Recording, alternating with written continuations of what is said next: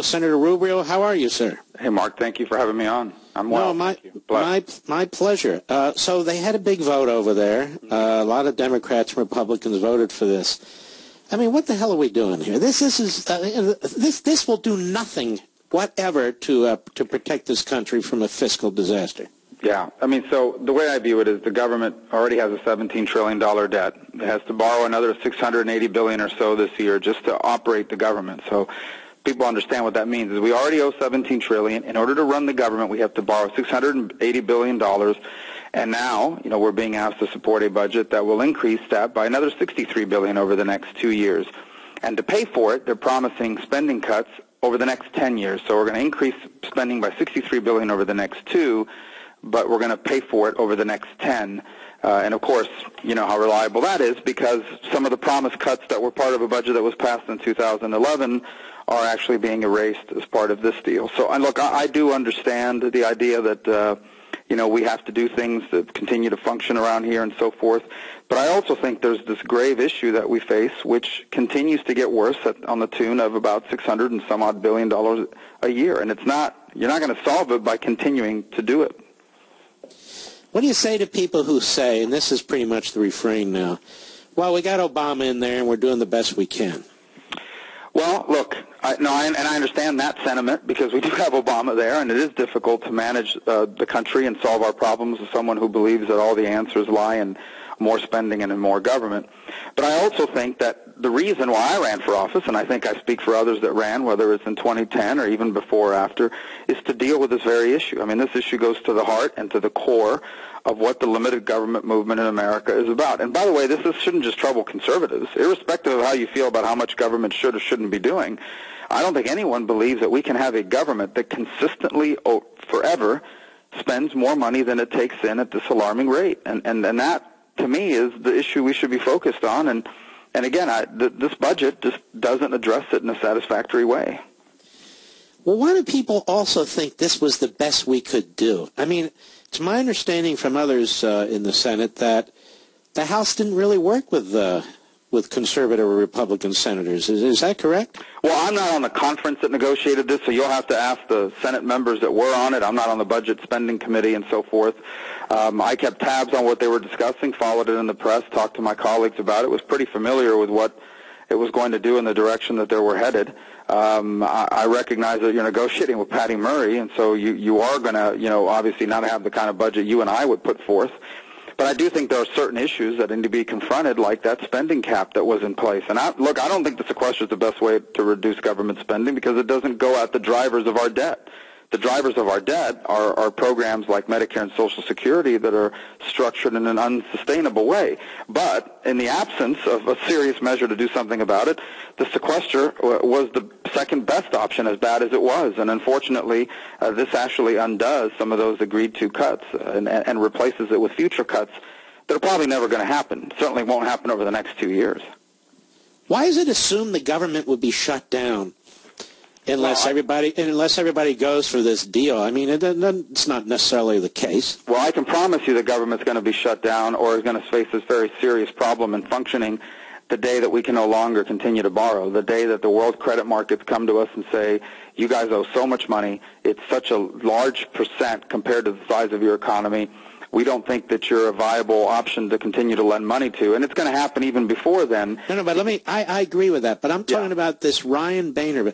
Why is it assumed that it's this way or a government shutdown? Why wasn't this like the first step and there can be following steps? Well, again, that's a very good question. I mean, I think the theory behind that is that the Democrats are so set in their principles that they would never negotiate and therefore force us into another government shutdown scenario, and we should avoid that at all costs. And certainly I'm not a proponent of shutting down government, but I'm also not a proponent of bankrupting America. And so somewhere between those two situations, we've got to find a solution that's more responsible. And I just don't think this is a budget agreement that furthers the goals of restoring the American dream and expanding the free enterprise system. In fact, I know that it's not, and that's why I don't know right now. There may be someone I haven't heard from yet, but I don't know of a single Republican in the Senate. It's not just me. I don't know of a single Republican in the Senate that's going to vote for this.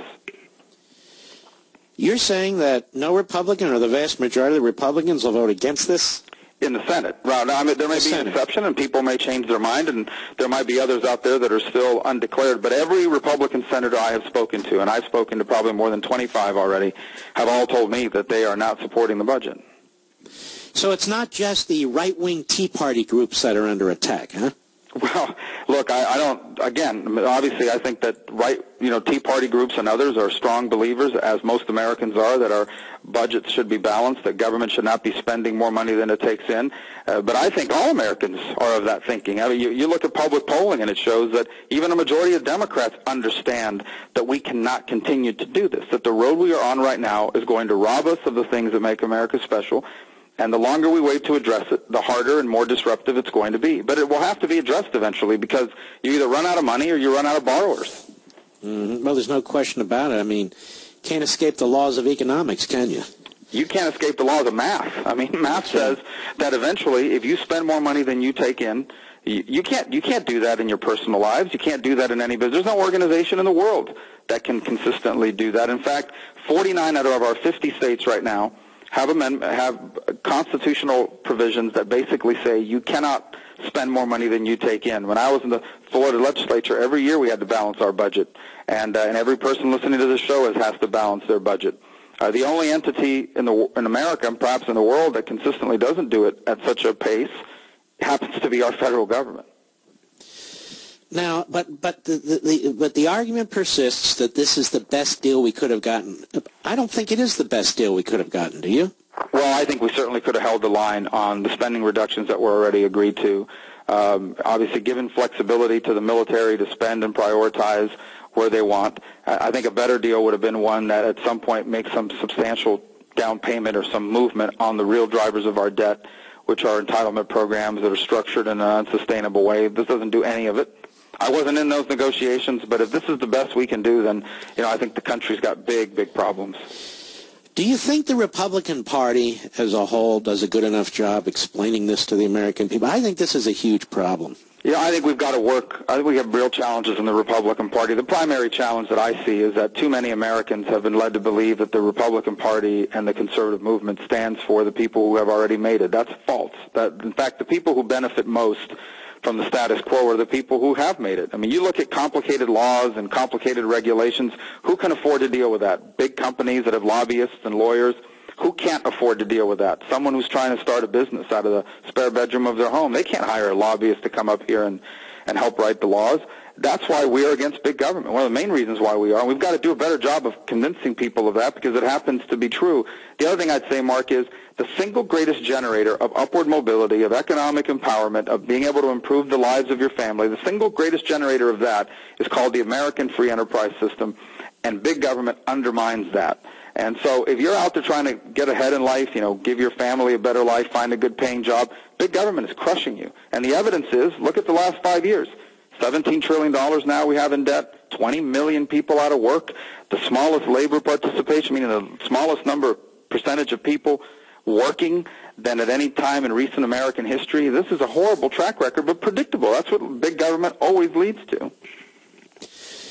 Now, but I tell you, the Republicans in the past have contributed to big government in a mighty big way. And so when people say we just need to elect more Republicans, we need to elect more conservative Republicans, don't we? Yeah, we need to elect more people that understand that this issue needs to be addressed. This is a bipartisan debt. Now, listen, over the last 5 years, it's exploded at a rate, unprecedented rate.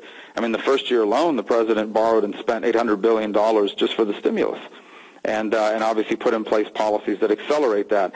But in general, we have structural problems in our spending here in the budget that were put in place by both Republicans and Democrats. And yes, you cannot ignore the fact that Republicans had majorities here and the White House and failed to put in place meaningful reforms to address any of this. Mm-hmm.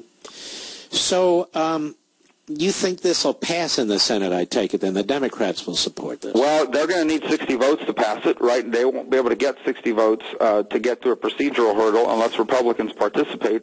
So it'll be interesting to see next week how this plays out. The House is gone after tomorrow. They're not going to be here. So, we have until the 15th to figure out what we do about spending, and hopefully it won't take that long. But again, look, at some point we've got to be serious about this. Every vote that I've taken in my time here on budget issues has been a short-term, give us till next year to fix it kind of ask. And quite frankly, I'm tired of it. I've never voted for those short-term things, and I'm not going to start now.